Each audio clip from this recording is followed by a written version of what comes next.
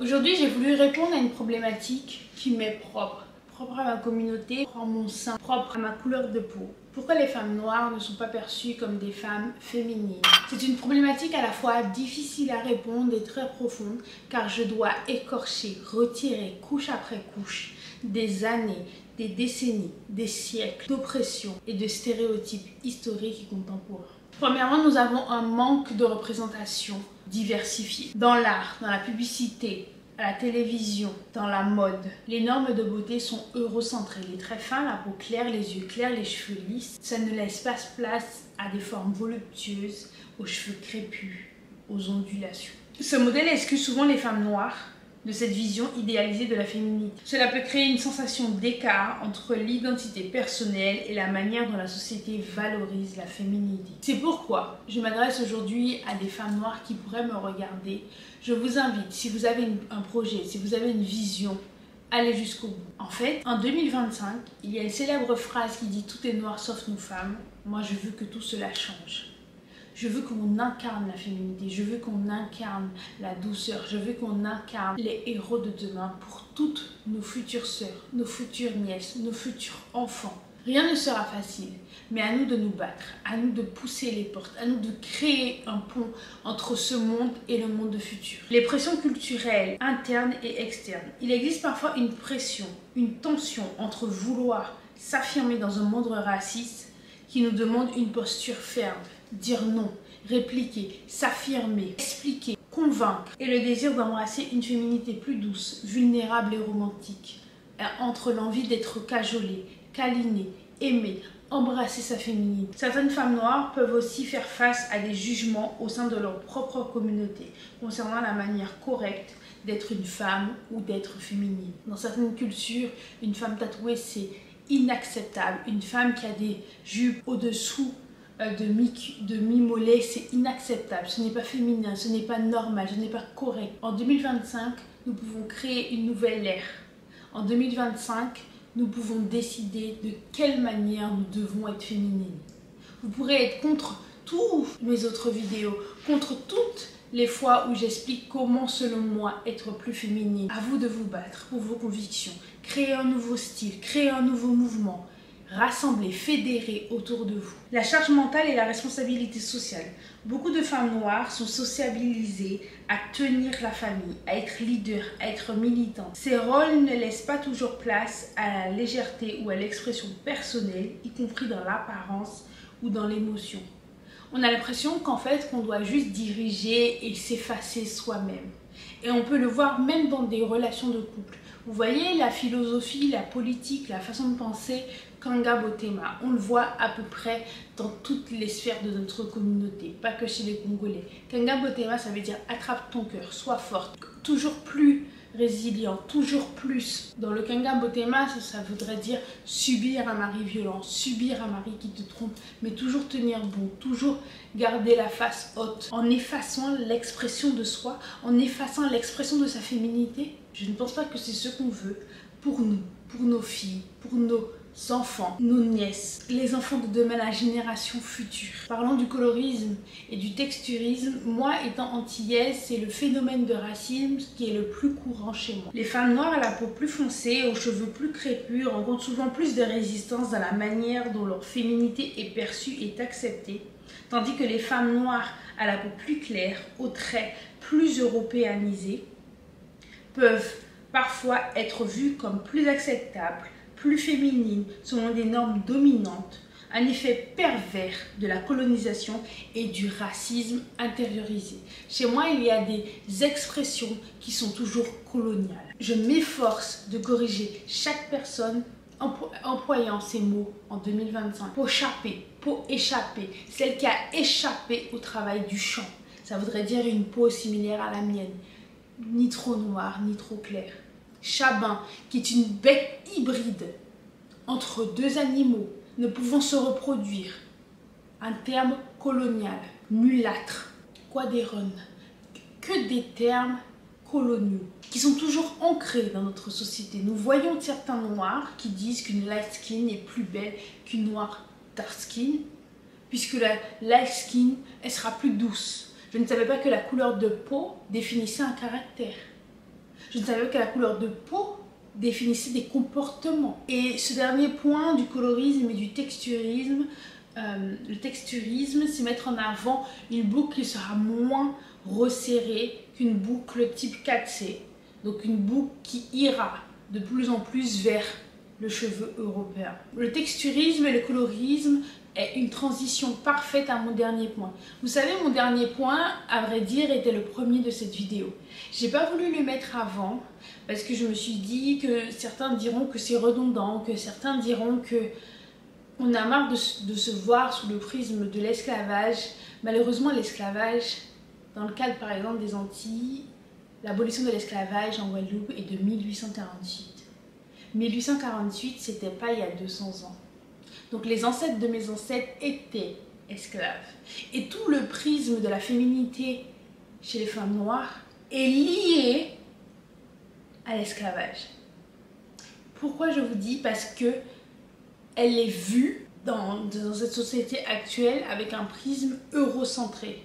À moins que vous soyez en Afrique, et malheureusement, même en Afrique, l'Europe a une influence sur la perception de la femme. Les femmes noires ont souvent été déshumanisées dans les médias, dans la culture dominante à travers des stéréotypes comme femme noire forte, strong black woman. Je voulais faire un point, un topo sur ceux qui ne sauraient pas pourquoi la femme noire est vue comme hyper forte. Pourquoi on incarne une force féroce.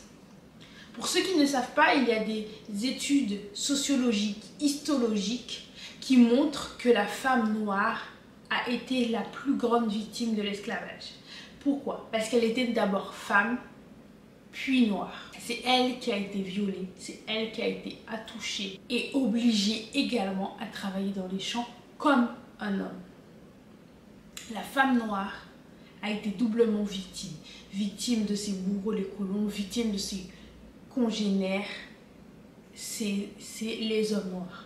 La chair de sa chair était à la fois le résultat d'une souffrance et une liberté, un échappatoire pour celui-ci. La chair de sa chair a été meurtrie. C'est pour ça qu'on parle des fois de blessures transgénérationnelles. Le strong black woman, on le voit également dans l'univers de la médecine. Je pense que vous connaissez le syndrome méditerranéen. Pour ceux qui ne le connaissent pas, le syndrome méditerranéen, c'est un groupement de populations, donc africaines, maghrébines, je dirais même orientales, on pourrait mettre l'Inde aussi dedans, qui sont moins prises en charge, qui auraient par conviction, par superstition des médecins, une faculté à supporter plus grandement la douleur. Donc ils seraient moins pris en charge de par leur couleur, car ceux-ci supporteraient plus. Ceux-ci supporteraient plus mais feraient semblant de souffrir. C'est un prisme particulier, je vous l'avouerai. Donc nous, femmes noires, on pourrait être perçues à l'hôpital comme faisant semblant de souffrir, n'ayant pas vraiment mal, et cela fait de nombreuses victimes chaque année. Je parle de victimes qui ne pourront plus parler, exprimer aucune souffrance par la suite puisque leur vie est finie, pour rester dans des termes acceptables pour YouTube. Et je parle de victimes qui ont des séquelles à l'heure actuelle car elles ont été prises en charge trop tard. Quand on vous demande sur une échelle de 1 à 10 à quel point vous souffrez, vous mettez 11 et que vous récupérez par la suite votre dossier médical et que vous voyez que l'infirmière a jugé que vous souffrez à 3, c'est inadmissible. Donc le strong black woman sous-entendrait que les femmes noires sont toujours dures, invulnérables, émotionnellement solides, souvent aux dépens de leur sensibilité ou de leur douceur.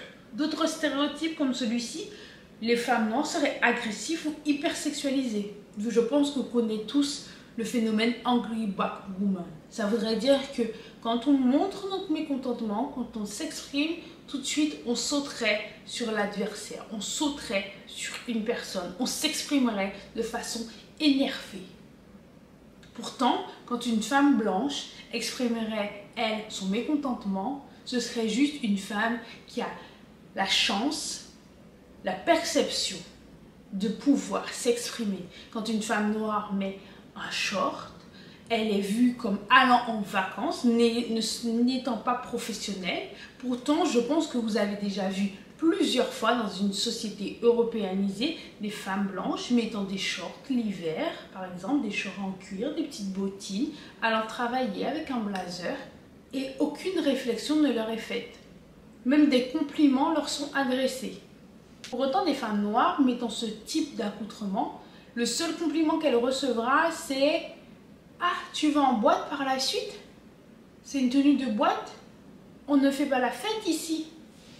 Malgré ces stéréotypes, malgré ces obstacles, beaucoup de femmes noires réussissent à représenter leur féminité et à la revendiquer. Elles brisent les règles en imposant leur beauté, leur douceur, leur force, leur complexité. C'est un acte politique mais profondément personnel. Je vais vous citer selon moi quelques personnalités qui revendiquent leur féminité en étant une femme noire. Cela vous permettra de vous identifier et d'avoir une représentation. Beyoncé, elle incarne une féminité à la fois sensuelle, maternelle, puissante et vulnérable.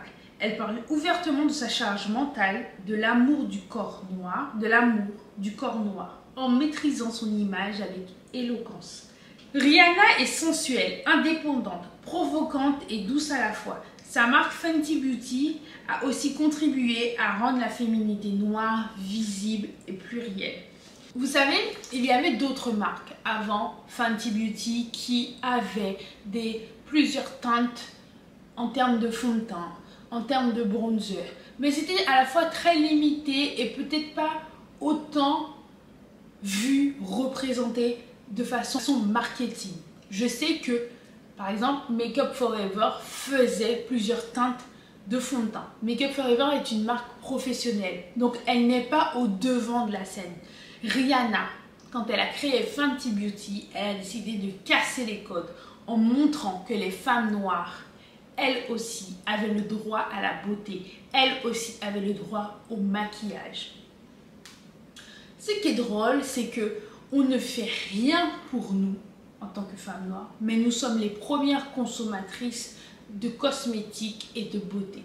Toutes les cultures embrassant la féminité noire, je parle d'Amérique latine, je parle d'Inde, je parle d'Afrique, je parle des Antilles et en expansion la Caraïbe, l'Amérique du Nord également, nous sommes des femmes qui embrassons énormément notre beauté, notre féminité. Nous avons des rituels incroyables pour se valoriser, pour agrémenter notre beauté, pour la mettre en avant. Mais pour nous, rien n'avait été fait avant Fenty. Rien n'avait été mis au devant de la scène en termes de cosmétiques pour les femmes noires. Il n'y a pas une seule façon d'être une noire féminine. Chacune redéfinit la féminité selon sa personnalité, son vécu, son corps et ses choix. La douceur peut coexister avec la force. L'éloquence peut se mêler à l'audace. La vulnérabilité n'est pas une faiblesse. La force peut se mêler à la féminité. J'espère que vous avez kiffé cette vidéo. Elle m'a pris du temps à faire, à écrire, à sortir de mes tripes, mais j'espère que le résultat a été beau. J'espère que le résultat vous aura impacté. J'espère que elle pourra servir à vous, à une génération future. J'espère que certaines femmes noires ayant une vision ne la mettra pas de côté. Je veux que nous soyons toutes au devant de la scène, quel que soit le milieu où nous voulons exercer. Si vous êtes une femme noire et que vous voulez faire de la danse classique, allez-y, brisez les codes. Nous sommes en 2025, tout est possible. Nos ancêtres, nos arrière-parents, nos grands-parents, nos mères